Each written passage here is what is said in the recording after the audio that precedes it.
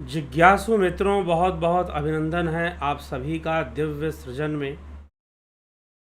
प्रत्येक दिवस की भांति आज भी यहाँ पर हम लाइव चर्चा का कार्यक्रम शुरू कर रहे हैं और आज जो विषय है, कल हमने सुना था प्रकृति पुरुष का संबंध, दृश्य और दृष्टा का संबंध। लेकिन आज का जो विषय है वह है प्रकृति पुरुष का संबंध विच्छेद, अर्थात उनका संबंध खत्म कैसे होगा, संबंध विच्छेद कैसे होगा। आज हमारी चर्चा का ये विषय रहेगा। आज हम इस पर चर्चा करेंगे कि प्रकृति पुरुष का जो संबंध विच्छेद है वो कैसे होगा और उसके होने का अर्थ क्या है। महर्षि पतंजलि इस विषय में क्या कह रहे हैं, आज हम इस विषय को समझने का प्रयास करेंगे। तो योग सूत्र में जो हमने अब तक जो सुना, दृष्टा और दृश्य का संबंध क्या है, तो दृश्य दृष्टा के लिए है और दृष्टा और दृश्य के बीच जो संयुक्तता है,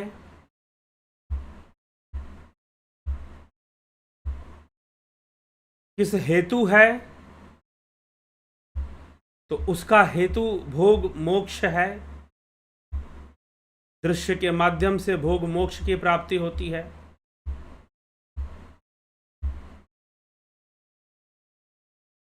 इस प्रकार से महर्षि पतंजलि ने इस विषय को स्पष्ट किया है।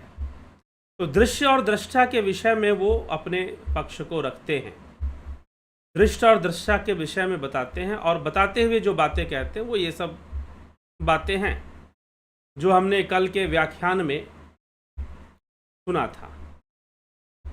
सूत्रों पर हमने चिंतन मनन किया था। तो सूत्र इसी विषय को स्पष्ट करते हैं।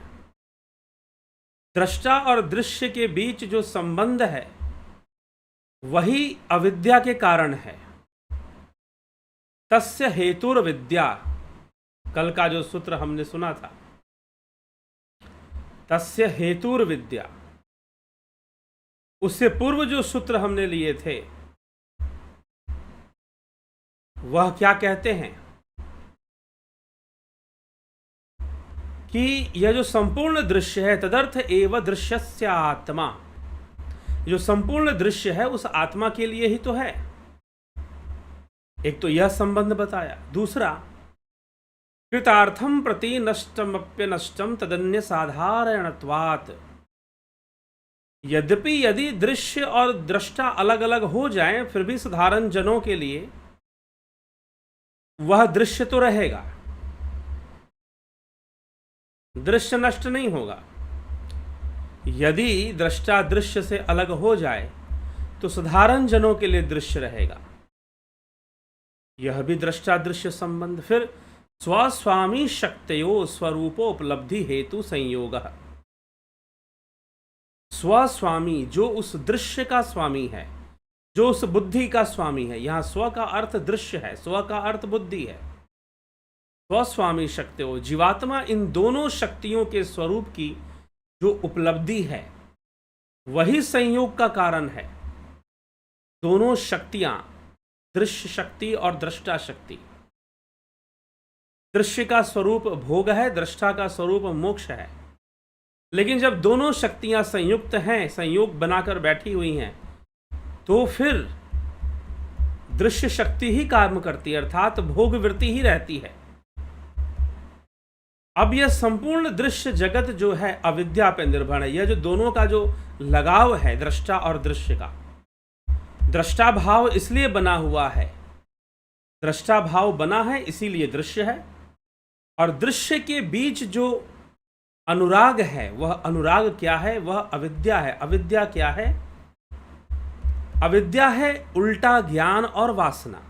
यहाँ पर अविद्या का महर्षि व्यास ने दो ऋषि व्यास ने दो अर्थ लिए हैं, उल्टा ज्ञान और वासना। वासना मतलब जो उसमें अटैचमेंट है, जो बार बार देखने की जो अटैचमेंट है, कि एक बार अनुभव की यह वस्तु को दोबारा अनुभव करने की जो लालसा है, यह वासना है। और उल्टा ज्ञान अर्थात असत्य को सत्य समझ लेना, असत्य को सद समझ लेना, अपवित्र को पवित्र समझ लेना, जो दुखमय है उसको सुखमय समझने की गलती कर देना, जो दुखमय है उसको सुखमय समझने की भूल कर देना, यह अविद्या है। और फिर उस अविद्या में वासना, मतलब कि जो असत्य है उसको सत्य समझकर आप उसे बार बार देखना चाहते हो, आप उसका बार बार अनुभव करना चाहते हो, यह वासना हो गई। फिर इसको वासना कहा जाएगा कि आप उस संसार को बार बार देखना चाहते हो, बार बार उसमें उलझना चाहते हो, बार बार उसमें बहुत दौलत, शोहरत, मान, प्रतिष्ठा सब चाहते हो, आप बार बार चाहते हो, रिपीटेडली आपको वो चीज़ें चाहिए, तो यह वासना हो गई आपकी। इसी अविद्या से अविद्या, अस्मिता, राग, द्वेष और अभिनिवेश, ये पंच क्लेश पैदा हो जाते हैं। इसी अविद्या से पंच क्लेश पैदा हो जाते हैं। अब इस अविद्या का समाधान क्या है? कोई समाधान होगा इसका? तो महर्षि पतंजलि अब यहां से समाधान बता रहे हैं, और यह समाधान ही पुरुष प्रकृति का संबंध विच्छेद की ओर ले जाता है। क्या समाधान है? तद्भावात संयोगा भावो हानम तददृशे कैवल्यम। उस अदर्शन के अभाव से संयोग का अभाव ही त्याग है, वही दृष्टा जीव की कैवल्य मुक्ति है। अर्थात कि जब अविद्या का नाश होगा तो प्रकृति और पुरुष का जो संयोग बना है, उस संयोग का भी अभाव हो जाएगा। और संयोग का अभाव होना ही हान कहलाता है। जब दृष्टा और दृश्य के संयोग का अभाव हो जाए, अर्थात उनका संयोग नष्ट हो जाए, यह जो दृष्टा और दृश्य का संयोग बना हुआ है, पुरुष और प्रकृति का दृष्टा और दृश्य के रूप में संयोग बना हुआ है। पुरुष जो है दृष्टा का रोल अदा कर रहा है, प्रकृति जो है दृश्य बनी हुई है,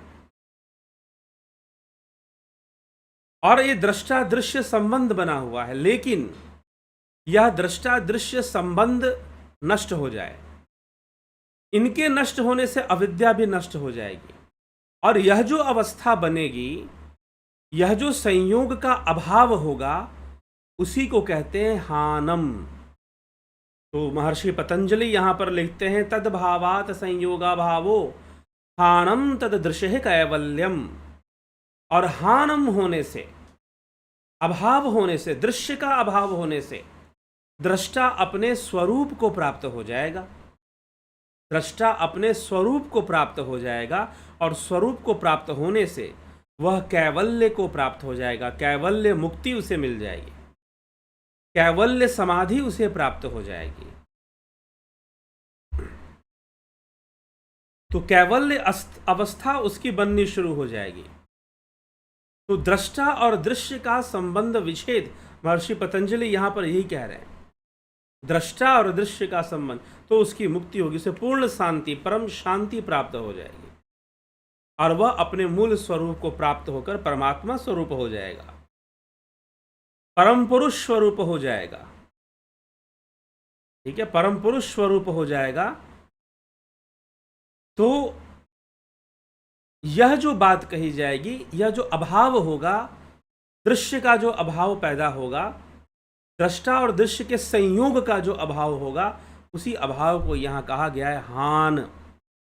अब प्रश्न बचता है कि चलो ठीक है, ये बता दिया गया, ये एक इन्फॉर्मेटिव है, लेकिन अब ये प्रश्न उठता है कि ये हान घटित कैसे हो, ये हान घटित कैसे हो। तो महर्षि पतंजलि हान उपाय के बारे में लिखते हैं कि हान उपाय क्या है। यही प्रक्रिया है, ये जो चतुर्व्यूह विधान जो महर्षि पतंजलि दे रहे हैं, हेय, हे हेतु, हान और हान उपाय, यही आर्य सत्य में, जो बुद्ध का चार्य आर्य सत्य है कि संसार दुखमय है, तो दुख समुदाय है दुख का कारण, तो दुख का कारण भी है, और दुख का कारण है तो दुख का समाधान भी है, और जब दुख का समाधान है तो उस दुख के समाधान के लिए मार्ग भी है। यही चार चीजें हैं। हेय, महर्षि पतंजलि ने कहा हेय, हेय हेतु, यदि दुख है तो दुख का कारण है, हेय हेतु है, हेय है तो हेय हेतु है। तीसरा आर्य सत्य क्या है बुद्ध का, मैं साथ में आपको बता दे रहा हूं, आपको बौद्ध दर्शन का भी एक आधार मिल जाएगा। आप समझोगे कि बौद्ध दर्शन की बातें कहां से शुरू होती हैं। ठीक है, इसी बात से शुरू होती हैं, चार आर्य सत्य। और उसी चार आर्य सत्य को महर्षि पतंजलि भी, हाँ ठीक है, उस सीक्वेंस में नहीं बातें चल रही हैं, लेकिन उसी विषय को यहां पर समझा रहे हैं। तो हेय हे हेतु, हान हान उपाय, हान और हान उपाय। तो दुख है तो दुख का कारण है, दुख का कारण है तो दुख का समाधान है, तो दुख का समाधान के लिए मार्ग है। यही चार आर्य सत्य भगवान बुद्ध ने, महात्मा बुद्ध, भगवान बुद्ध, इन्हीं चार आर्य सत्यों से ही किसी को समझाना शुरू करते थे कि संसार में तो दुख है, दुख का कारण हमें जानना चाहिए कि दुख का कारण क्या है, उस कारण को जानो। तो योग सूत्र में क्या कारण बताया जा रहा है, दृष्टा दृश्य संयोग ही कारण है।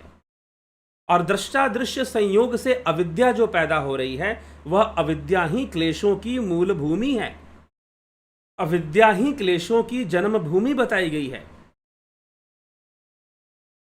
तो अविद्या ही क्लेशों की जन्म भूमि है, तो अविद्या है।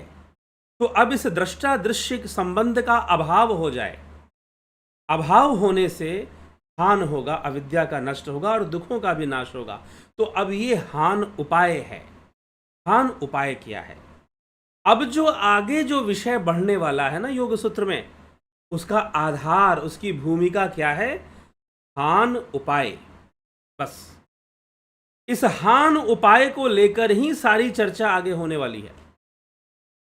इस हान उपाय को लेकर ही सारी चर्चा आगे बढ़ने वाली है कि भैया हान होना चाहिए। हान क्या है? हान है, खासकर विद्यार्थी लोग जरूर ध्यान रखें, इन परिभाषाओं को बेहतर तरीके से समझ लें और नोट डाउन कर लें कि दृष्टा दृश्य संबंध विच्छेद हो जाना ही हान है। लेकिन ये हान होगा कैसे? तो उसी के लिए महर्षि पतंजलि अब बता रहे हैं हान उपाय, कि हान उपाय क्या है। तो महर्षि पतंजलि आगे अगले सूत्र में हान उपाय की चर्चा कर रहे हैं। तो हान उपाय है अगले सूत्र में, हान उपाय विवेक ख्यातिर विप्लवा हानोपाय। 26वां सूत्र क्या कहता है? विवेक ख्यातिर विप्लवा हानोपाय। शुद्ध विवेक ख्याति ही हान का उपाय है। हान मतलब त्याग। किसका त्याग? दृष्टा दृश्य के संयोग का दृष्टा ने त्याग कर दिया कि भाई मुझे तो अपने मूल स्वरूप में रहना है, मुझे दृश्य के चक्कर में ना पड़ना। तो दृष्टा दृश्य के संयोग का हान उपाय हो गया। तो विवेक ख्यातिर विप्लवा, विवेक ख्याति अर्थात विवेक के प्रकट होने से, विवेक के प्रकट होने से हान उपाय होगा। बुद्धि और पुरुष, दृष्टा और दृश्य, बुद्धि और पुरुष, जो सत्व बुद्धि है, सत्व बुद्धि और पुरुष, इन दोनों की भिन्नता का ज्ञान विवेक ख्याति कहलाती है। अब विवेक ख्याति क्या है जी? विवेक ख्याति को महर्षि पतंजलि ने हान उपाय बताया है कि विवेक जागृत होने से हान उपाय होगा। जब आपका विवेक जागृत होगा तो हान उपाय होगा। अब हान उपाय विवेक तो विवेक क्या है? एक तो आप रामचरितमानस में सुनते हो, बिनु सतसंग विवेक ना होई, राम कृपा बिनु सुलभ न सोई। लेकिन वहां पर भी ये नहीं बताया जा रहा है कि विवेक क्या है। वहां ये जरूर तुलसीदास जी लिख रहे हैं कि भाई सत्संग सुनने से तुम्हारा विवेक हो जाएगा, लेकिन विवेक क्या है? तो महर्षि पतंजलि लिखते हैं कि दृष्टा और दृश्य का भिन्न भिन्न ज्ञान होना ही विवेक है। क्योंकि अभी तो सब एक जैसा है, दृष्टा और दृश्य एक ही बने हुए हैं। दृष्टा और दृश्य एक ही बने हुए हैं ना, एक ही जैसे हैं दोनों, दोनों में कोई भिन्नता नहीं दिखाई दे रही है। तो दोनों की भिन्नता प्रमाणित हो जाए, यही आत्मज्ञान है। दोनों की भिन्नता प्रमाणित हो जाए कि मैं दृश्य नहीं हूं, मैं शरीर नहीं हूं, मैं मन भी नहीं हूं, मैं दुख भी नहीं हूं, मैं सुख भी नहीं हूं, मैं मन भी नहीं हूं, मैं बुद्धि भी नहीं हूं, मैं अहंकार भी नहीं, मैं चित्त भी नहीं। मनोबुद्धि अहंकार चित्तानि नाहम, न श्रोत्रे न जिह्वे न च घ्राण नेत्रे, शिवोहम शिवोहम शिवोहम शिवोहम। ये भिन्न अवस्थाएं हैं, मैं ये नहीं हूं। दृष्टा और दृश्य की भिन्नता का ज्ञान हो जाना, दृष्टा और दृश्य की भिन्नता का ज्ञान हो जाना। और ये कैसे होगा? हु एम आई, इसको जानने से होगा, जो महर्षि रमन ने कहा। हम उसको जानेंगे तो फिर ये ज्ञान होगा कि दृष्टा और दृश्य में भिन्नता है, और इस भिन्नता का होना ही विवेक है। अविद्या को जान लेना, अविद्या को समझ लेना कि जो उल्टा ज्ञान है उसको, कि भाई हमें उल्टा ज्ञान हो रखा है। अब शिव सूत्र में लिखा गया कि ज्ञान ही बंधन है, लेकिन यहां महर्षि पतंजलि अविद्या लिख रहे हैं। जिस ज्ञान के लिए शिव सूत्र में लिखा गया कि ज्ञान बंधन है, वास्तव में अविद्या बंधन है। उपनिषदों में भी विद्या अविद्या की बात आती है, परा अपरा विद्या की बात मुंडको उपनिषद में प्राप्त होती है। ठीक, तो लेकिन यहां अविद्या शब्द का प्रयोग है, हेतुर विद्या, तस्य हेतुर विद्या, कि इसका हेतु अविद्या है। जो संयोग बना है दृष्टा दृष्टि का, अविद्या के कारण ये बना रहता है। अविद्या उसको चिपका के रखती है, दृष्टा दृश्य को। लेकिन दृष्टा जब समझ जाता है कि प्रकृति का खेल क्या है, ये दृश्य जगत की सीमाएं जान जाता है, तो वो इससे मुक्ति का उपाय ढूंढता है। और उससे मुक्ति का उपाय ढूंढना ही हान उपाय है। और मुक्ति का उपाय है क्या है? विवेक ख्याति, विवेक की जागृति हो जाना, विवेक ख्याति हो जाना। और विवेक क्या है? दृश्य और दृष्टा की भिन्नता का ज्ञान होना, पुरुष और प्रकृति की भिन्नता का ज्ञान होना ही विवेक है। यही ऋषि व्यास इसका भाष्य करते हैं, इसका अर्थ देते हैं कि भाई यही विवेक है। दृश्य, प्रकृति और पुरुष, इन दोनों की भिन्नता, बुद्धि और पुरुष, सात्विक बुद्धि भले क्यों ना हो, पुरुष, इन दोनों की भिन्नता का ज्ञान विवेक ख्याति कहलाती है। और वह निवृत्त हो गया है मिथ्या ज्ञान जिससे, ऐसी विवेक ख्याति शुद्ध निर्मल कहलाती है। शुद्ध निर्मल विवेक ख्याति, इसका मिथ्या ज्ञान नष्ट हो चुका है। मिथ्या ज्ञान ही अविद्या है, उल्टा ज्ञान।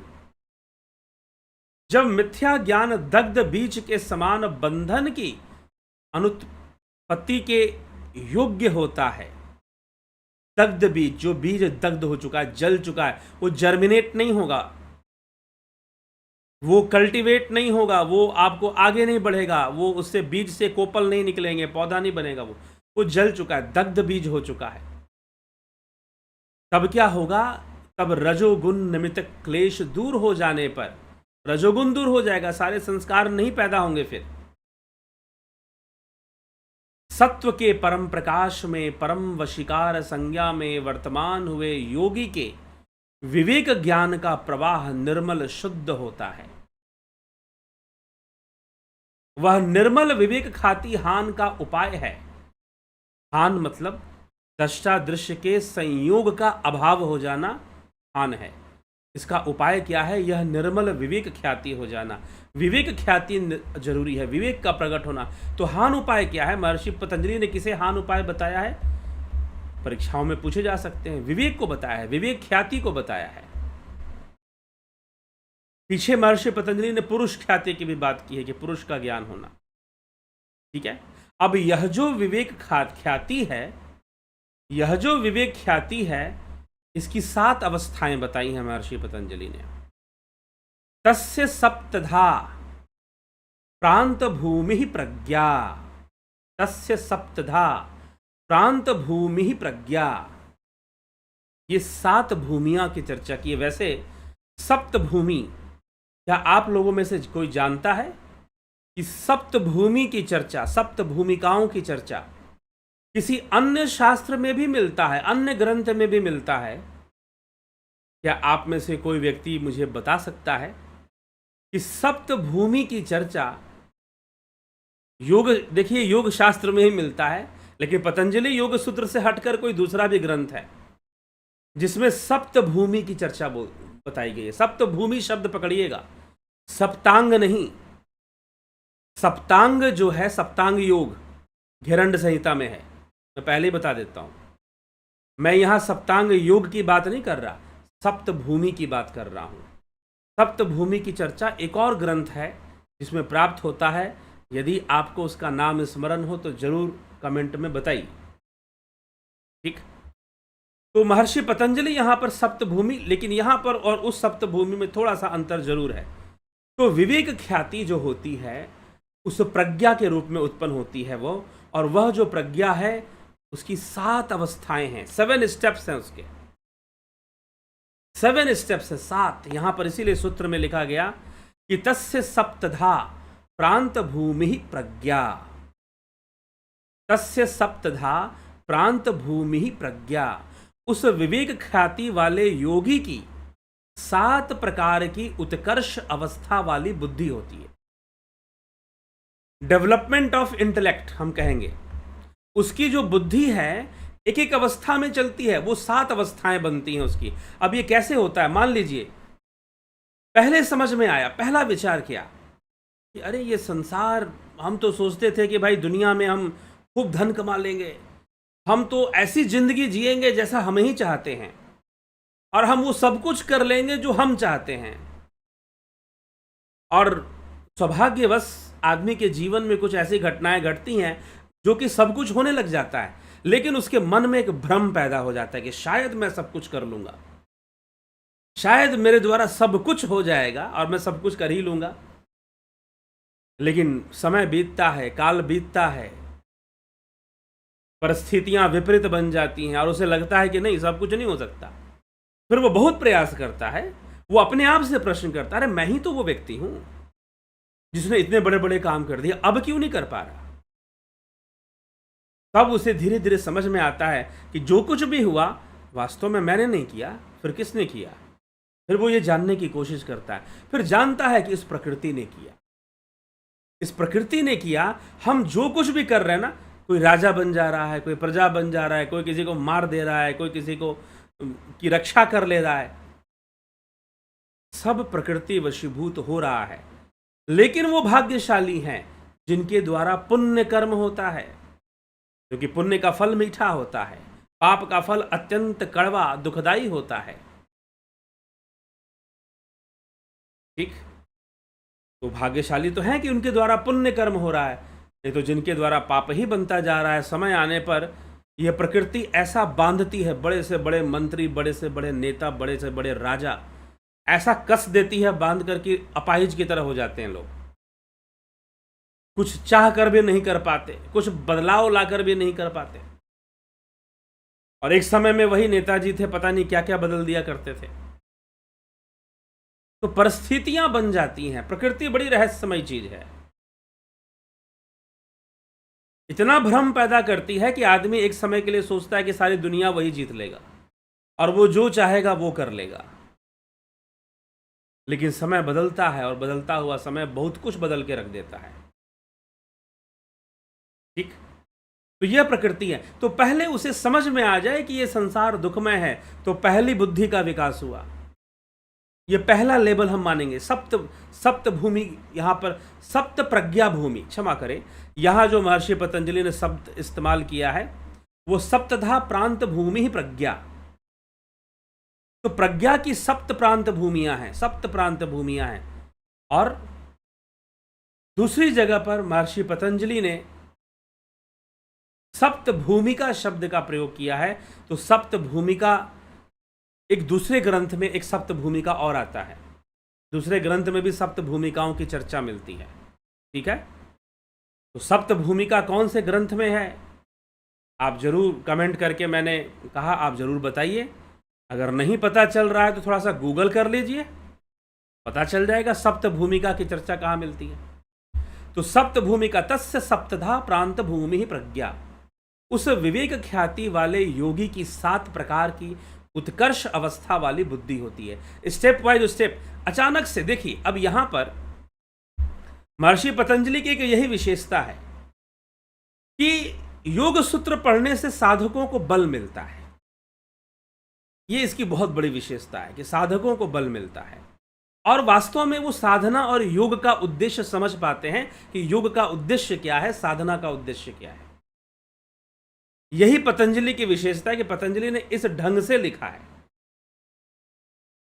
इस ढंग से बातों को समझाया है।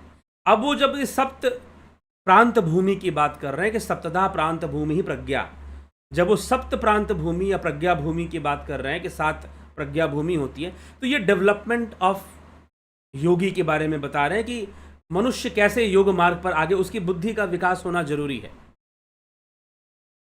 उसकी बुद्धि का विकास होना जरूरी है। और बुद्धि का विकास सबसे पहले वो संसार की नश्वरता को समझे कि ये संसार दुखमय है। इसीलिए बुद्ध भी जब अपनी देशना शुरू करते थे तो इसी बात से करते थे कि संसार दुखमय है, दुख का कारण है, दुख का कारण है तो दुख का समाधान भी है, और दुख के समाधान का मार्ग है। तो 4 noble truths of Buddha, same concept is explain by Maharshi Patanjali इन योग सूत्र, सेम कॉन्सेप्ट जो बुद्ध ने समझाया था, लेकिन यहां पर बिल्कुल शब्द अलग हैं, स्टाइल डिफरेंट है। बुद्ध के तरह वो नहीं है, बुद्ध के तो 4 सत्य एक साथ हैं, लेकिन यहां पर कारण बताते हुए कि अविद्या कारण है। तो अब मार्ग क्या है? हान उपाय ही मार्ग है। हान उपाय क्या है? विवेक ख्याति होने से हान उपाय होगा। विवेक ख्याति क्या है? सप्तधा प्रांत भूमि ही प्रज्ञा, कि सप्त भूमियां हैं, प्रांत भूमियां हैं, बुद्धि की हैं, ये बुद्धि का लेवल ऑफ डेवलपमेंट है। अचानक से किसी के ऊपर हम कोई बात थोप नहीं सकते, योग थोपने का विषय नहीं है, ठीक है। हाँ ठीक है, थोड़ा बहुत लोगों को प्रेरणा देने के लिए कहना जरूर चाहिए, बच्चों को भी सिखलाना चाहिए कि भाई तुम भी थोड़ा बैठो, ध्यान में बैठो, योगासन वगैरह कर लो, लेकिन फिर भी यह थोपने का विषय नहीं है। तो लेकिन पूर्व संस्कार कुछ रहेंगे तो उसकी सहायता प्राप्त होगी और वो आगे बढ़कर अच्छा योगी बनेगा, तो संस्कार देने चाहिए। लेकिन वास्तव में वो योग तभी कर पाएगा जब वो खुद की समझ विकसित करेगा, अपनी निजी समझ उसको विकसित हो जाए, तभी योग संभव है, तभी योग का लाभ संभव है, तभी योग संभव है और तभी योग का लाभ भी संभव है, ठीक। तो यहां पर यही सप्त भूमि कौन कौन सी है, तो ऋषि व्यास अपनी व्याख्या में, अपने भाष्य में इसकी चर्चा करते हैं कि कौन कौन सी सप्त भूमियां हैं। तो वो लिखते हैं, परिज्ञातम हेय नास्य पुण्य परिज्ञेयमस्ति, त्यागने योग्य दुखों को कारण सहित मैंने जान लिया, अब पुनः इनको जानने की इच्छा नहीं। जानने योग्य पुनः कुछ भी नहीं, त्यागने योग्य दुखों को मैंने जान लिया, यह पहली अवस्था। अर्थात कि सर्वप्रथम दुखों को जानो कि संसार दुखमय है, यह संसार नश्वर है। यह पहली सप्त भूमि, सप्त प्रज्ञा भूमि में पहली प्रज्ञा है। ये पहली प्रज्ञा आपको क्या प्राप्त होगी?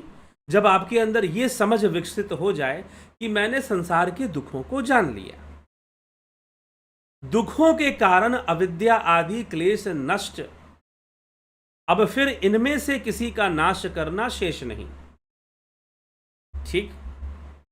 निरोध समाधि के द्वारा हान को निश्चित किया, अब कुछ निश्चय करने योग्य नहीं। तो महर्षि पतंजलि पहला क्या लिखते हैं? पहला भूमि क्या है? पहला भूमि है कि मैंने दुखों को जान लिया, दुखों के कारण अविद्या को मैंने जान लिया, पहले दुखों को जाना, फिर दुखों के कारण को जाना। बुद्ध का आर्य सत्य क्या है? संसार दुखमय है, दुख का कारण है, दुख का समाधान है और समाधान का मार्ग है। और वो मार्ग क्या है? बुद्ध के अनुसार अष्टांगिक मार्ग है। ठीक है, लेकिन वो अष्टांगिक मार्ग का कॉन्सेप्ट थोड़ा अलग है, यहां से मिलता नहीं है उतना।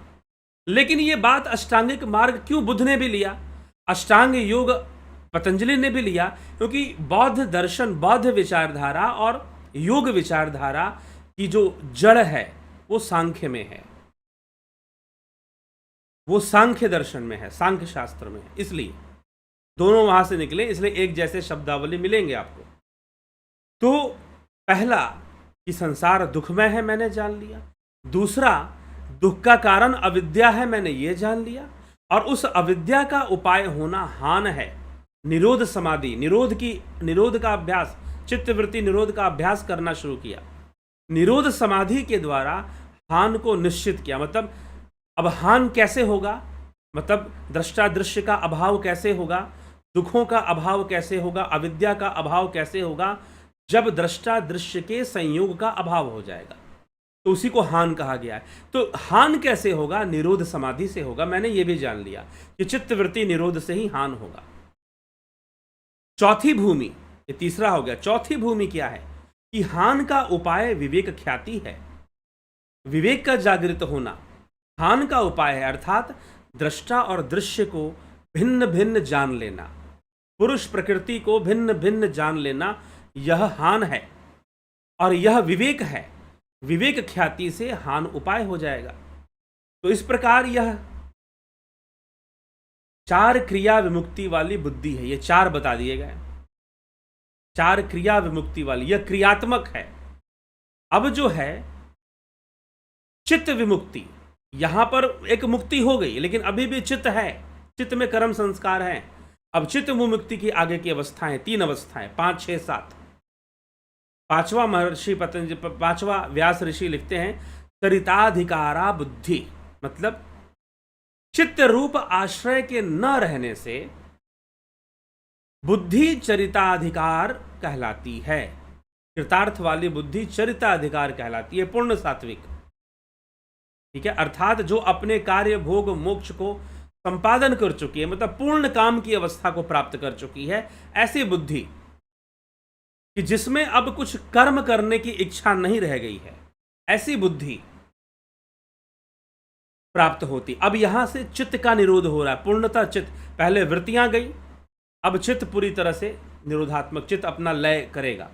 तो पंचम अवस्था क्या बताई? कि बुद्धि जिसमें अब कर्म की कोई इच्छा नहीं रही है, पूर्ण काम अवस्था बन रही है। छठी बुद्धि कौन सी है?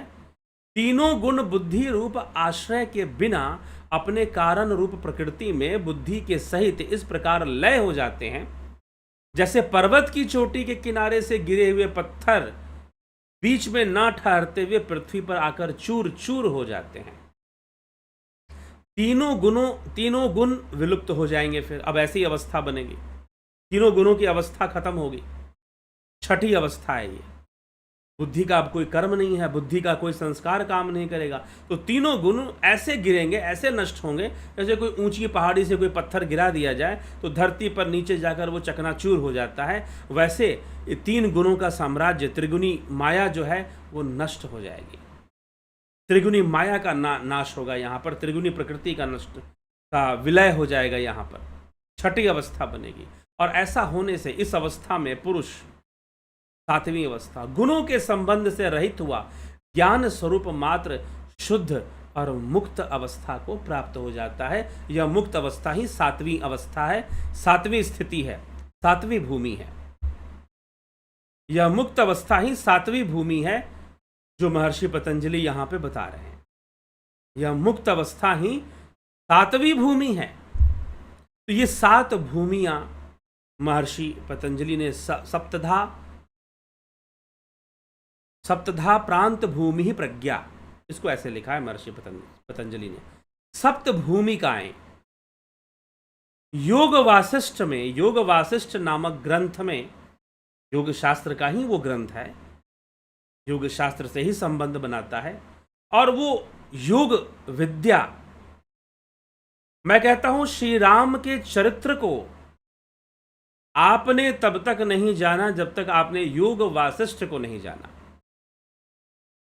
राम कौन थे, राम का चरित्र क्या था, और राम ने जितने भी कर्म किए वो किस भाव में किए, ये गहराई हमें महारामायण से मिलती है। महारामायण मतलब योग वासिष्ठ, वहां से प्राप्त होती है। तो योग वासिष्ठ में सप्त भूमिका की चर्चा महर्षि वशिष्ठ करते हैं, क्योंकि यह वशिष्ठ, इसको वशिष्ठ रामायण के नाम से लोग जानते हैं, महारामायण के नाम से भी लोग जानते हैं। ठीक है, तो योग वासिष्ठ में यह चर्चा आती है। तो ऋषि वशिष्ठ करते हैं इस रामायण की चर्चा। तो उसमें जो राम जी का वैराग्य है और वैराग्यपूर्ण उनका जीवन है, और वैराग्यपूर्ण होकर गृहस्थ के सभी कर्मों को निभाना और कर्तव्यों को पूर्ण करना अनासक्त भाव से, राम जी की अवस्था के बारे में, वहाँ पर उनके मानसिक अवस्था के बारे में चर्चा मिलती है योग वासिष्ठ में। वहाँ पर सप्त भूमिकाओं की चर्चा है, वो भी योग के विकास क्रम को ही बताया गया है। यहाँ पर भी बुद्धि के विकास क्रम को, कि समझ, अंडरस्टैंडिंग आपकी कैसे आगे आगे बढ़ेगी। सबसे पहली अंडरस्टैंडिंग, संसार दुख में है, दुख का कारण अविद्या है। ये दूसरे नंबर का दूसरा स्टेप हो गया, सप्तभूमि, जो पतंजलि योग सूत्र का सप्तभूमि है। दुख का कारण क्या है भाई, यहाँ पर अविद्या है, आपने यह भी जान लिया। अब अविद्या दूर कैसे होगी, निरोध प्रक्रिया से दूर होगी। आपको ये समझना होगा, इस पर ध्यान देना होगा। ठीक, तो निरोध प्रक्रिया, क्षमा करें, निरोध प्रक्रिया से यह इसका समाधान मिलेगा। तो दूसरी अवस्था में अविद्या के बारे में हमें ज्ञान हो जाए। फिर तीसरी अवस्था में निरोध समाधि की निरोध प्रक्रिया से ही इसका हान उपाय होगा। ठीक है, चौथी की हान का उपाय विवेक ख्याति है। विवेक का जागृत होना जरूरी है। और विवेक क्या है, दृष्टा और दृश्य की भिन्नता का ज्ञान, प्रकृति पुरुष की भिन्नता का ज्ञान विवेक है। ठीक, ऐसा विवेक प्राप्त हो जाए, फिर आपकी पांचवी अवस्था बनेगी। पांचवी अवस्था क्या बनेगी, अब पांचवी अवस्था से चित्त का लय होगा। यहां तक तो विवेक ख्याति तक हुआ, अब चित्त का लय। ये चित्त रूप आश्रय के न रहने पर, अर्थात जो कर्म बीज संस्कार है वो दग्ध हो जाएंगे, उनका नाश होगा। फिर छठी अवस्था बनेगी, तीनों गुणों का लय होगा, और फिर अंत में सातवीं अवस्था मुक्ति की बनेगी, मुक्त हो जाएगा जीवात्मा। ऐसी अवस्था, तो ये सप्त अवस्थाओं का, यहां पर सप्त भूमियों का, सप्तधा, ठीक ना, सप्तधा भूमि का यहां पर महर्षि पतंजलि ने यहां पर चर्चा किया है कि सप्तधा प्रांत भूमि प्रज्ञा, ऐसी चर्चा वो कर रहे हैं। तो इन अवस्थाओं को हमें समझना चाहिए और विद्यार्थियों को स्मरण भी रखना चाहिए साथ में। ठीक है, तो चलिए, अब ये जो सप्तधा प्रांत भूमि प्रज्ञा है, इनकी प्राप्ति कैसे होगी, ये कैसे संभव है कि ये सारी समझ आपके अंदर विकसित हो जाए, हाउ इज इट पॉसिबल। तो कुछ तो करना पड़ेगा इसके लिए। ये सारी चीजें संभव हो जाए, ऐसी अवस्थाएं बन पाए, और बुद्धि का विकास 7 अवस्थाओं में जो बताया जा रहा है ये हो पाए, बुद्धि का उत्कर्ष हो पाए, और बुद्धि अपने लय को प्राप्त कर मूल स्वरूप को प्राप्त कर जाए, दृष्टा में ही लीन हो जाए सब कुछ, संपूर्ण दृश्य जगत। ठीक है, तो कुछ ऐसी अवस्था बन जाए, इसके लिए क्या करना होगा, what do we need to do, क्या करना चाहिए हमको, हमें क्या करना चाहिए। तो कुछ अनुष्ठान करना होगा। जी हाँ, अनुष्ठान तो करना पड़ेगा ना। महर्षि पतंजलि आगे उसी अनुष्ठान की चर्चा करेंगे। कौन सा अनुष्ठान है वो, तो योग अंगानुष्ठानाद शुद्धि क्षये ज्ञान दीप्तिरा विवेक ख्याते है। 28वां सूत्र महर्षि पतंजलि क्या कहते हैं, योगा अंगानुष्ठानाद शुद्धि क्षय ज्ञान दीप्तिरा विवेक ख्याते है। योग के अंगों का अनुष्ठान करने से क्लेश रूपी अशुद्धि के नाश होने पर विवेक ख्याति पर्यंत ज्ञान का प्रकाश होता है। महर्षि पतंजलि कह रहे हैं कि योग के अंगों का, योग अंगानुष्ठानाद शुद्धि क्षय ज्ञान दीप्तरा विवेक ख्याते है, अर्थात योग के अंगों का अनुष्ठान करने से क्लेश रूपी अशुद्धि के नाश होने पर आप योग का अनुष्ठान करेंगे। योग का नहीं, योग के अंगों का अनुष्ठान करेंगे। किसका अनुष्ठान करेंगे आप? योग के अंगों का अनुष्ठान करेंगे। और योग के अंगों का अनुष्ठान करने से क्लेश रूपी अशुद्धि का नाश हो जाएगा। और क्लेश मतलब जो पंच क्लेश बताया गया ना, अविद्या, अस्मिता, राग, द्वेष और अभिनिवेश, इनका नाश हो जाएगा। इनका नाश होने से अब इनके भी नाश में मान के चलिए कि राग, द्वेष, अभिनिवेश पहले नष्ट होंगे, अस्मिता और अविद्या थोड़ी रहती है, तो ये नष्ट होंगे, लेकिन इससे विवेक ख्याति प्राप्त हो जाएगी। और विवेक ख्याति प्राप्त होने से विवेक ख्याति पर्यंत, विवेक ख्याति के आगे का जो ज्ञान है उसका प्रकाश हो जाएगा। विवेक ख्याति पर्यंत ज्ञान का प्रकाश होगा। तो योग के अंगों का अनुष्ठान करना होगा। योग के अंगों का अनुष्ठान करना होगा, तो जाकर विवेक ख्याति प्राप्त होगी। और विवेक ख्याति से हान उपाय हो जाएगा, और हान उपाय से हान हो जाएगा। हान होने से दृष्टा और दृश्य का संबंध विच्छेद हो जाएगा, जो आज का हमारा विषय है, प्रकृति और पुरुष का संबंध विच्छेद। तो उसके लिए अब हमें क्या करना होगा? महर्षि पतंजलि हमें कहाँ ले आए? योग के अंगों का अनुष्ठान। अब ये योग के अंग कौन कौन से हैं? अब योग के अंग कितने हैं? योग के अंग कितने हैं? आज तो हमने सप्तधा भूमि की बात की, प्रज्ञा भूमि जो है, और अब चर्चा आगे योग के अंगों पर होगी। और योग के अंग कितने हैं? 8 अंग हैं। अष्टांग योग, यहां से अब अष्टांग योग की चर्चा होगी। अभी तक जितनी भी बातें हुई साधन पाद में, वो अष्टांग योग की भूमिका थी। भूमिका थी कि भाई अष्टांग योग करना क्यों है, ये बताने की कोशिश महर्षि पतंजलि ने की। अब वो अष्टांग योग को एक्सप्लेन करना शुरू करेंगे। अब आगे योग सूत्र में जितनी बातें चलेंगी, यहां पर एक टर्निंग पॉइंट है। अब हालांकि कोई टर्निंग पॉइंट नहीं, शुरू से लेकर अंत तक एक ही विषय पर चर्चा चल रही है कि स्वरूप की उपलब्धि होनी चाहिए, तददृष्टु स्वरूपे अवस्था नाम, कैवल्य की प्राप्ति होनी चाहिए, यही तो चर्चा चल रही है। लेकिन टर्निंग पॉइंट क्या होगा कि अब यहां से महर्षि पतंजलि अष्टांग योग पर चर्चा शुरू करेंगे, और कैवल्य पाद तक, मतलब विभूति पाद में पूरा अष्टांग योग पर आधारित बातें, कैवल्य पाद में भी अष्टांग योग पर ही आधारित बातें आगे बढ़ेंगी।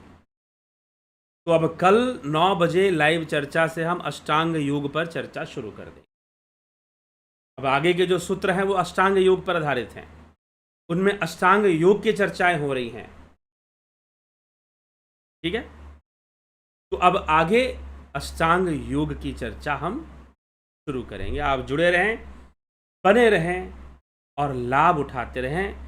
अष्टांग योग में एक एक अंग को समझा जाएगा, यम क्या है, नियम क्या है, आसन, प्राणायाम, प्रत्याहार, महर्षि पतंजलि क्या बताते हैं इन सभी विषयों के बारे में, आसन, प्राणायाम, प्रत्याहार, धारणा, ध्यान, समाधि, ये सारी चीजें क्या हैं। तो अब इनमें भी 2 भाग महर्षि पतंजलि ने किए हैं, बहिरंग साधनाएं और अंतरंग साधनाएं। बहिरंग साधनाएं प्रत्याहार तक बहिरंग है, धारणा, ध्यान, समाधि जो है अंतरंग है। लेकिन अष्टांग योग एक और ग्रंथ में है जहां पर प्रत्याहार भी अंतरंग बताया गया है। चलो जब हम चर्चा करेंगे तो उस ग्रंथ की भी चर्चा हम कर लेंगे। ठीक है, किस ग्रंथ में प्रत्याहार को भी अंतरंग में लिया गया है। तो ये इस तरह से सारी बातें समझने योग्य है। ठीक है, तो जिज्ञासुओं हमें इस प्रकार से यह सब समझते हुए आगे बढ़ना है। ठीक है। और अष्टांग योग पर अब चर्चा शुरू हो जाएगी। जो ध्यान योग का कोर्स है वो भी अष्टांग योग आधारित ही है। तो जो भी लोग ध्यान योग का कोर्स आप जल्दी ज्वाइन कर सके तो ज़रूर जल्दी ज्वाइन कीजिए। ध्यान योग का कोर्स देखिए 20 अक्टूबर से शुरू होगा। ड्यूरेशन 1 मंथ का है, 1 मंथ ये कोर्स चलेगा। ऑनलाइन मेडिटेशन कोर्स है, गाइडेड मेडिटेशन, हठ योग पे आधारित साधनाएं हैं, ट्रांसेंडेंटल मेडिटेशन राजयोग पे आधारित है, स्पिरिचुअल हीलिंग टेक्निक्स हैं। ठीक है, उपचार, आध्यात्मिक ऊर्जा से उपचार। तो यह है, इसमें जुपिटर और सन मेंबरशिप है। जुपिटर और सन मेंबरशिप, जुपिटर मेंबरशिप में ये तीनों ही कोर्सेज मिलते हैं, गाइडेड मेडिटेशन, ट्रांसेंडेंटल मेडिटेशन और स्पिरिचुअल हीलिंग। ये तीनों ही कोर्सेज प्राप्त हो जाते हैं जुपिटर मेंबरशिप में। सन मेंबरशिप में आपको सिर्फ 2 शुरुआत के गाइडेड मेडिटेशन और ट्रांसेंडेंटल मेडिटेशन, यही 2 कोर्सेज प्राप्त हो पाएंगी। तो आप जिन लोगों, कई लोगों ने पूछा कि हमको ज्वाइन करना है, डिटेल दीजिए, डिटेल दिया गया, लेकिन कुछ लोगों ने ज्वाइन किया। अभी बहुत सारे लोग जिन्होंने ज्वाइन अभी तक नहीं किया है, डिटेल लेने के बाद भी। अगर आपको डिटेल चाहिए कि हम कैसे ज्वाइन करें तो आप 9661802459 इस नंबर पर व्हाट्सअप मैसेज कर लीजिए, पता कर लीजिए कि आपको कैसे ज्वाइन करना है, सारा डिटेल आपको दे दिया जाए। ठीक है।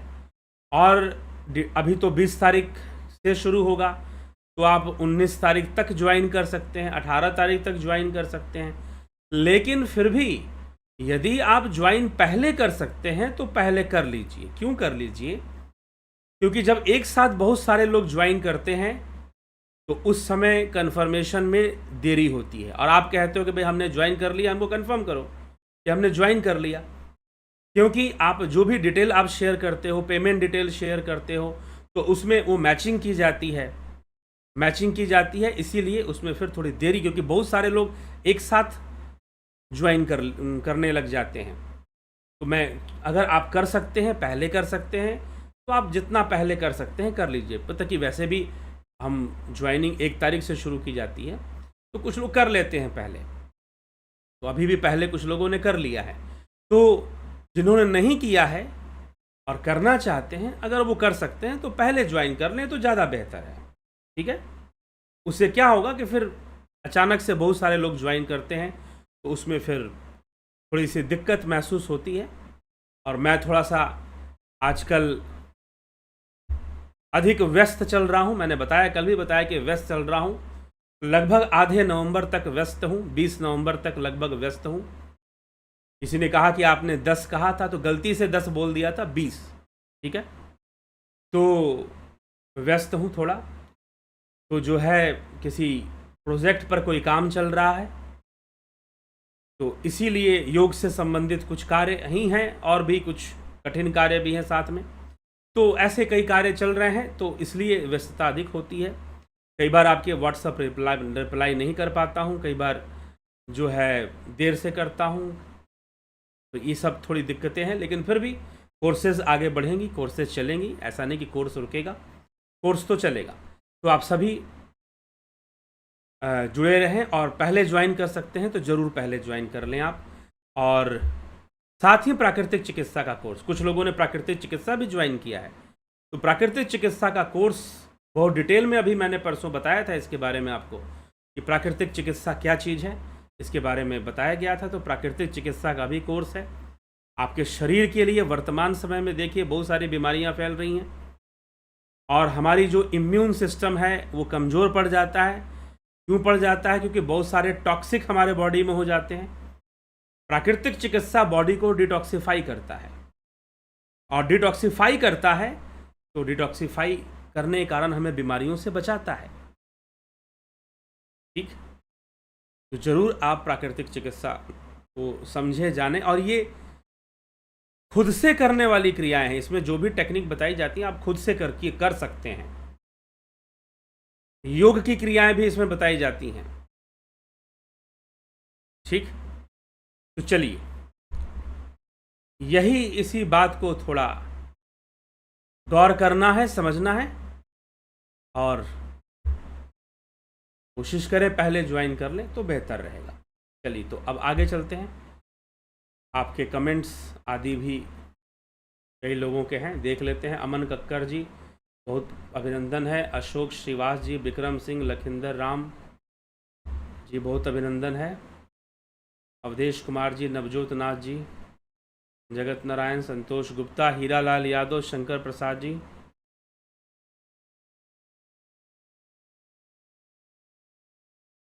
Some says that Purusha in a Sankhya Yoga Darshan is different for individual. In this explanation given in yoga books, is this no? Someone is reading, not reading completely. Yes, it is different. हमने भी यहां पर बताया कुछ दिन पहले, कल ही शायद इस पर चर्चा हुई थी कि सबकी आत्मा अलग अलग है। कैसे अलग अलग है? जब वो बुद्धि में संलग्न है। When Purusha is in the form of a drashta, when Purusha is in the form of a drashta, seer, जब पुरुष बुद्धि से संलग्न होकर दृष्टा बनकर बैठा हुआ है तो वो सब में अलग अलग है, 100% राइट।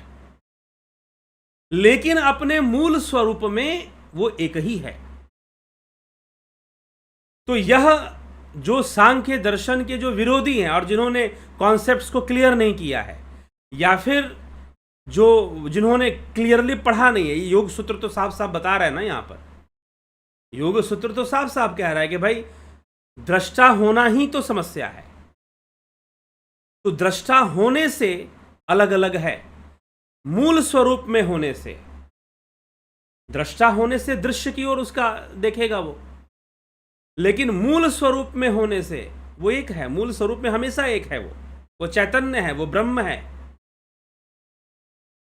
ठीक है? तो Purusha is not different for individuals, but drashta is different for individual, and drashta is the state of Purusha in which Purusha is synchronise with buddhi. When Purusha is synchronized with Buddhi, it takes differentiated form. When Purusha got synchronization with Buddhi, it takes differentiated form. वो differentiate हो जाएगा, अलग अलग हो जाएगा। ठीक है? बुद्धि के लेवल अलग अलग होने के कारण। और बुद्धि अलग अलग क्यों है? अब एक और यहां पर कॉन्सेप्ट क्लियर कर लीजिए कि बुद्धि भी अलग अलग नहीं होता, लेकिन फिर भी बुद्धि अलग अलग बन जाता है। क्यों बन जाता है? Due to त्रिगुणास। त्रिगुणास सतरजतम, सतरजतम के कारण बुद्धि अलग अलग बन जाता है। ठीक है? और बुद्धि के अलग अलग होने से जीव अलग अलग हो जाता है, व्यक्ति अलग अलग हो जाता है, डिफरेंट टाइप ऑफ पर्सनालिटीज हो जाती हैं। फिर बुद्धि के नहीं तो बुद्धि भी एक है। किस रूप में बुद्धि एक है? परारूप में बुद्धि एक है।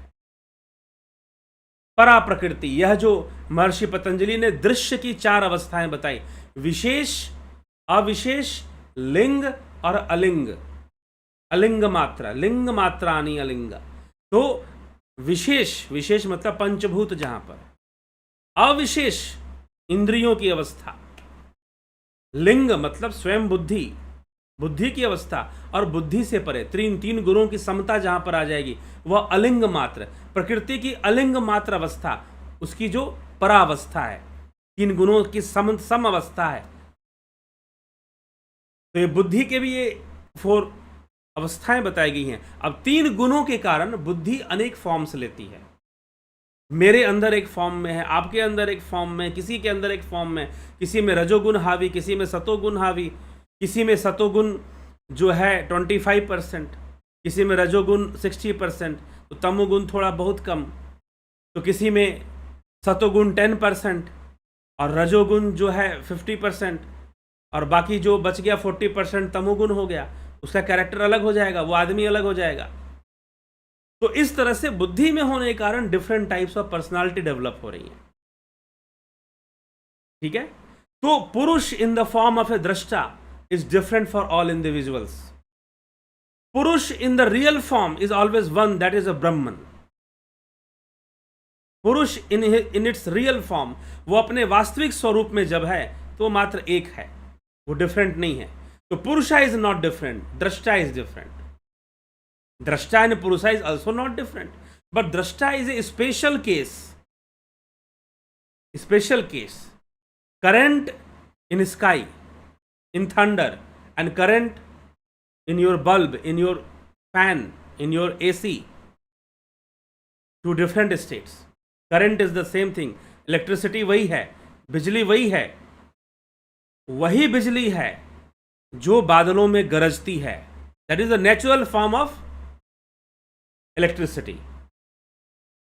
बादलों में जो बिजली गरजती है due to friction of clouds, जब बादलों का घर्षण होता है, जो थंडर वहां पर क्रिएट होता है, जो वहां करंट बनता है, इलेक्ट्रिसिटी डेवलप होती है, वो कितनी तेज गरजती है और कितनी तेज चमकती है, वो उसका नेचुरल फॉर्म है। वो कितनी ताकतवर होती है, तो वो उसका नेचुरल फॉर्म है वो। लेकिन एक बिजली है जो हमारे घरों में चल रही है, पंखा चला रही है, बल्ब चला रही है, लेकिन है दोनों बिजली ही, वही बिजली है। That is also the flow of ions, flow of electrons और आयंस। आयंस मतलब चार्ज पार्टिकल्स। चार्ज पार्टिकल्स जो हैं उसी का फ्लो है, और हमारे घर में जो बिजली दौड़ रही है वो भी चार्ज पार्टिकल्स, इलेक्ट्रॉन का फ्लो है, इलेक्ट्रिसिटी है, वो भी चार्ज पार्टिकल्स का फ्लो है, ये भी चार्ज पार्टिकल्स का फ्लो है। तो that is the electricity, both are the same, लेकिन फिर भी अलग अलग है ना। तो पुरुष और दृष्टा भी अलग अलग नहीं है, लेकिन जहां पुरुष का दृष्टा भाव है, बुद्धि के साथ संयुक्त है, वहां पर वो जीव बन गया, वहां पर दृष्टा सबके लिए अलग अलग होगा। लेकिन जो पुरुष का जो रियल फॉर्म है, जो उसका प्योर फॉर्म है, जो शुद्ध अवस्था, यहां पर निर्मल चित्त, निर्मल शुद्ध अवस्था, विवेक ख्याति, यही तो समझा रहे मर्ज, वो always that is one, not different for individuals, not different for individual, वो ब्रह्म है। ठीक इस तरह से है। तो घनश्याम सरोदे जी, विंदेश्वरी मिश्रा, सुहास राणे, सतीश मास्टर, कन्हई कुमार जी, राम लखन राजपूत, अवनी प्रधान, अजीत अपराजित, शिखर शर्मा, एके त्यागी, सविता नायक, नरसा राम जी, अशोक गोयल, उषा श्रीवास्तव, गौतम दास, अर्जुन भाई चौहान, विष्णुचंद्र मौर्य जी, श्वेता राय सिन्हा जी, बहुत अभिनंदन है। कन्हई कुमार जी, अविद्या पर चर्चा जितने बार सुनता हूँ, हर बार कुछ और चर्चा सुनने की जिज्ञासावश, कुछ और प्रेरणादायी प्रसंग सुनने की कृपा कीजिए। हाँ, तो हुआ, आज भी चर्चा हुई अविद्या पर। रतन सिंह जी, बिस्लाल बहादुर सिंह जी, शेखर मराठा जी, पाडू राग वराले जी, बिमला शाह, पवन कुमार गुप्ता, अफंता प्रोडक्शन, जलाराम राइका, राकेश मराठे जी, विनोद के सूद, शिवम भट्ट, जितेंद्र साहू, श्वेता कुमारी जी, विनीता अग्रवाल जी, बहुत अभिनंदन है आपका। शेखर मराठे, आदिगुरु शंकराचार्य जी अपने शरीर से निकलकर राजा के देह में गए, पुनः लौट आए, क्या ऐसा संभव है? जी हाँ, परकाया प्रवेश है, आगे चर्चा मिलेगी पतंजलि योग सूत्र में। स्मिता सावंत, राहुल तिवारी, दीपक नागरे, आपका अनुभव सिद्ध ज्ञान, धन्यवाद, आपका भी बहुत आभार। काशीनाथ जी, पंकज सोनी, राहुल तिवारी जी, आज इन्होंने कोर्स ज्वाइन किया, राहुल तिवारी जी ने ध्यान योग का, बहुत अभिनंदन है आपका। पीकू कुचाड़िया जी, राम विलास जी, अमन कक्कर जी, राजेश भाई मकवाना, धनराज सिंह राजपूत, अर्जुन पाटिल, नरेश मेहरा, जयंती भाई पटेल, प्रथमेश जी, कमलेश कसेरा, नरेश मेहरा, आपने बहुत सुंदर काम किया है शास्त्रों की चर्चा का। जी हाँ, कर रहे हैं, आप लोग भी इसमें सहयोगी बने रहें, जरूर वीडियोस को शेयर किया करें। रमेश व्यास जी, राजू पाल जी, हरीश रंगवाल, एके त्यागी जी, सविता नायक जी, एके भट्ट जी, बहुत अभिनंदन। पूनम सेठी, निशु चौहान जी, राहुल तिवारी, 8 अंग दिए हैं पतंजलि जी ने। जी हाँ निशु चौहान जी, निश्चय ही दिए हैं।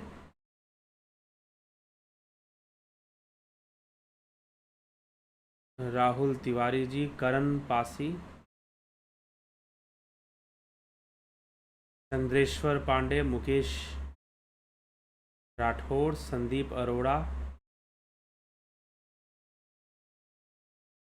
अगर दृष्टा आत्मा में बुद्ध चित्त से परे है तो फिर आत्मा किस तत्व से विचार करता है कि वो इनसे परे है? बुद्धि विचार करती है।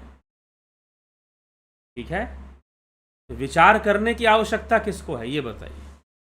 जो बंधन में है, जो बंधन मुक्त है, जो अपने स्वरूप को प्राप्त हो चुका, उसको विचार करने की आवश्यकता नहीं है। तो आत्मा क्यों विचार करेगा? तो बुद्धि विचार करती है। बुद्धि किसके लिए विचार करती है? तो आत्मा के लिए विचार करती है, सुख दुख का निर्णय लेती है। आत्मा जैसे सदा से है तो प्रकृति भी सदा से है। जी हाँ, दृश्य रूप में है।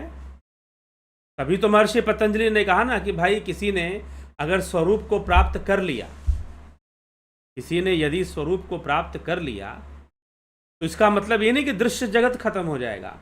साधारण लोगों के लिए दृश्य जगत बना रहेगा, उस योगी के लिए खत्म हो जाएगा। ठीक, तो प्रकृति रहेगी रहेगी फिर।